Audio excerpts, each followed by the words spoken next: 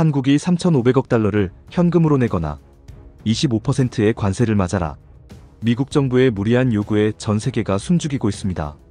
특히 일본과 독일 같은 주요 동맹국들조차 불만을 토로하면서도 결국 미국의 요구를 받아들이는 상황에서 과연 대한민국은 어떤 선택을 하게 될지 주목됩니다.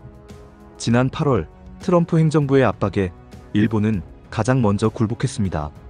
15% 관세에 합의하며 큰 손해를 감수했지만 돌아온 것은 미국의 막대한 현금을 상납하고도 관세 폭탄을 맞는 최악의 결과였습니다.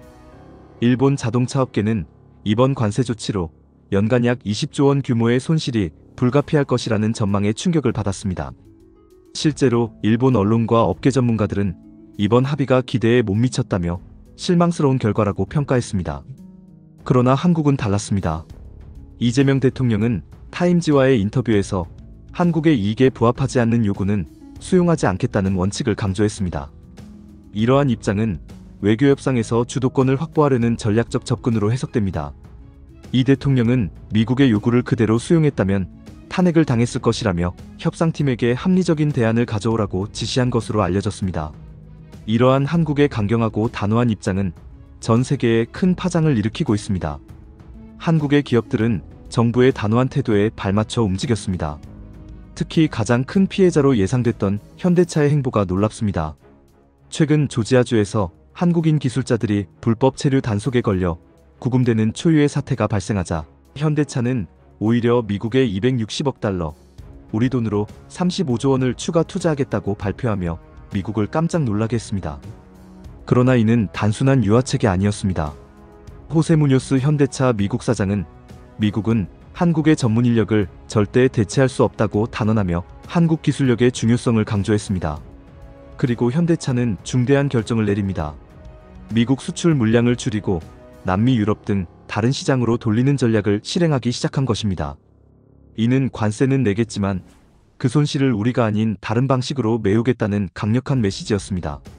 삼성전자 역시 마찬가지입니다.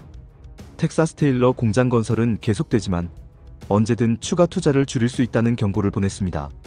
삼성은 테슬라와 23조 원 규모의 AI 반도체 계약을 맺어 기술력을 입증했고 LG에너지솔루션도 6조 원 규모의 배터리 계약을 성사시키며 한국 기업의 기술적 우위를 확인시켰습니다. 미국은 관세와 협박을 일삼지만 결국 자국 기업의 미래는 한국 기업에 달려있는 아이러니한 상황에 놓인 것입니다. 일본이 실패하고 한국이 성공적인 전략을 펼치는 것을 본 전 세계는 이제 미국의 불확실한 정책에 등을 돌리기 시작했습니다. 유럽의 주요 정상들은 트럼프 행정부의 예측하기 어려운 관세 정책에 우려를 표시하며 미국 의존도를 줄이고 무역 파트너를 다변화하는 움직임을 강화하고 있습니다.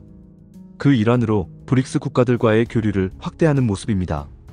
파이낸셜 타임즈는 트럼프의 관세 부작용이 동맹국들마저 등을 돌리게 하고 있다고 보도했습니다. 한국 기업들 역시 마찬가지입니다. 바이든의 IRA 법안을 믿고 막대한 투자를 감행했지만 트럼프 행정부가 보조금 지급을 철회하겠다고 엄포를 놓으면서 투자 불확실성이 극에 달했습니다. 기업들은 언제든 뒤통수를 맞을 수 있다는 냉철한 인식을 갖게 되었고 심지어는 극단적인 경우 미국 투자 자체를 회수하는 시나리오까지 검토하고 있습니다. 한국이 기어오른다는 일본 정치인의 망언부터 현금을 내놓으라는 미국의 무리한 요구까지 일련의 사건들은 모두 한국의 높아진 위상에 대한 주변국의 불안과 초조함을 보여줍니다. 하지만 한국은 당황하지 않았습니다. 정부는 단호한 외교로, 기업들은 전략적인 투자와 기술력으로 이 위기를 기회로 바꾸고 있습니다. 한국은 이제 더 이상 약소국이 아닙니다.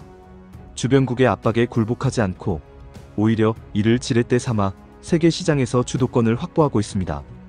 미래를 내다보는 대담한 전략과 흔들리지 않는 기술력으로 대한민국은 세계 경제의 새로운 중심이 되고 있습니다.